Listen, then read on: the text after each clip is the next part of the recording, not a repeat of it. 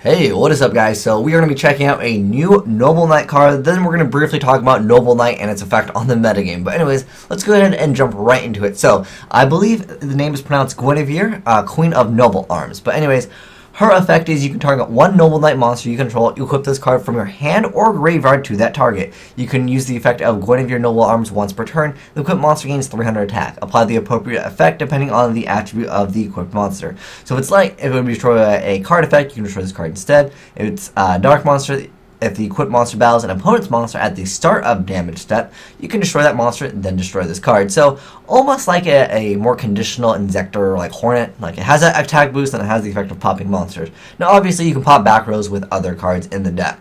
Now it's kind of cool that it makes it so the deck can kind of still play without Madruk, because basically you need Madruk to open up a lot of your plays. The deck doesn't have like a really easy like one card combo.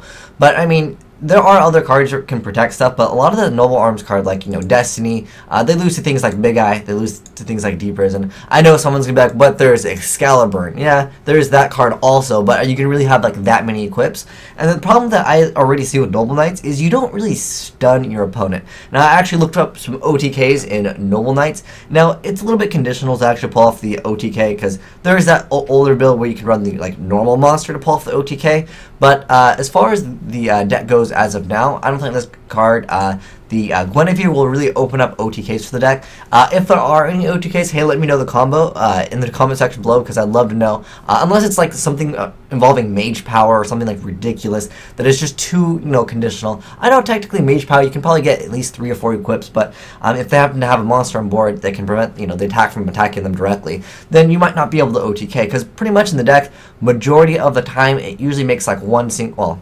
most of it usually ends up making like an XYZ, maybe a Synchro or 2, but it really doesn't put it on like huge fields to where it can stun your opponent. And that's one thing where I feel like the deck kind of falls short of it, because you have all your Noble Arms equipped stuff, and then that kind of prevents you from setting your back row to protect your Noble Knight monster. Yeah, I know, again, there's Destiny, there's Excalibur to prevent that, but it almost goes with the same playstyle of like Boojins. Like, I get out my monster, and then you can't target me, you can't destroy me by battle, and then like your opponent, like, what do they do? It gets kind of annoying to face. But the one thing that I feel like has like an upper edge against the deck, because Tiramisu doesn't target. So the whole effect of, if it would be destroyed, because this is just sending it back, and obviously this effect doesn't target, so therefore your Excalibur is there, not taking its effect. So I really feel like, don't get me wrong, guys, I think this new card is definitely a great addition to the deck, because it opens up, smaller plays for the deck, so when you don't draw the best hand. Another problem I see with this deck, actually, that I really need to mention is, most of the time, to actually pop the back row or do anything, you have to run a bunch of Noble Arms, the equip spells, obviously, because it's basically an equipped deck.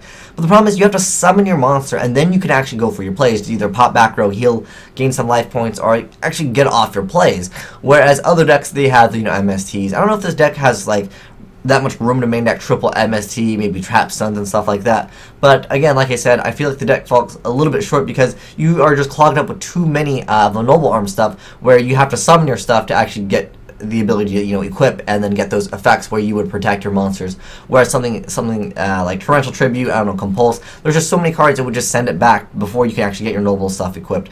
But like I said, Tiramisu doesn't target, so I think that the Madolches, they got a real upper edge on a lot of the stuff coming out into the metagame. I mean, obviously Boojins, the turtle won't prevent Tiramisu. And also the fact that Angeli is a thing, unless they change the effect, I feel like Madolche is still a much superior deck as far as like the aspect of the game goes, because all you need is one Angeli. Like Angeli into Hoot Cake into Messenger Lotto, you have the field spell, and then now you're set up. If your opponent happens to disrupt your play, next turn, you could just add everything back, and then you get a search out, maybe Ticket is there. You just have so many options in the deck, and then you really don't get punished for your plays in the deck because of the field spell plus Ticket, and it's just like a one card combo. It makes the deck really consistent. And I don't know, I think Noble Knights, one thing that would help them out if they had a reinforcement of the Noble Knights, like it was like a just search any Noble Knight, because I mean with Madolches, I know I'm talking about Madolches a lot and we're supposed to be talking about like Noble Knights, but we're talking about like the metagame goes, But the thing is, you can run triple ticket if you want, but I probably wouldn't recommend it. But you have triple Magdalene. You have so many options to search out for the card. You have Chateau just to recycle your effects, your monsters, so you can keep on going for your play. Where I feel like with Noble Knights, like I said, you lose to like stuff that stops your summon from going off. Anything from like a bottomless trap hole to say something like Torrential Tribute. And once you lose your summon, like you kind of lose your monster, and sometimes you just don't have that optimal hand. But this card is definitely a great addition to the Noble Knights. If you guys totally disagree with me, hey, let me know in the comment section below if you guys think Noble Knights superior against Madolche, because I'm trying to compare this to Madolche so I can give some of you guys an idea of what to expect, not only in the metagame, but as well as what you can actually expect to see in some tournaments. But they keep on releasing support for Noble Knights. Eventually, I feel like they might just release a really, really, really OP card, because they're trying to push the set. It's kind of like the same thing with Boojins. They keep on trying to push the archetype to the point where they'll eventually make a card that is so broken, it's kind of like spellbooks. They kept on releasing support, and then no one's played them, and then they're really like, fine, we'll release a absurdly insane card like Spellbook of Judgment, and then we'll finally get people to play it. But let me know what your thoughts are on this new card. Like I said, it almost reminds me of like a little Inzektor card. It's like, it gains a little boost, and then it like pops a card. So it's not bad at all, but as far as it goes, I'm looking more forward to finding out the rarity for this card more than anything, but we'll have to wait and see. But let me know your thoughts on the card, like I said, and if you guys know any crazy combos that this opens up, because yeah, this card, it's not bad at all. It just adds a little bit more of like things that the deck can do. It adds like, I don't know if you want to call it consistency, but a way where the deck can actually survive if somehow you get rid of their equips or something like that. But anyways, thanks for watching, guys. Azneyes out.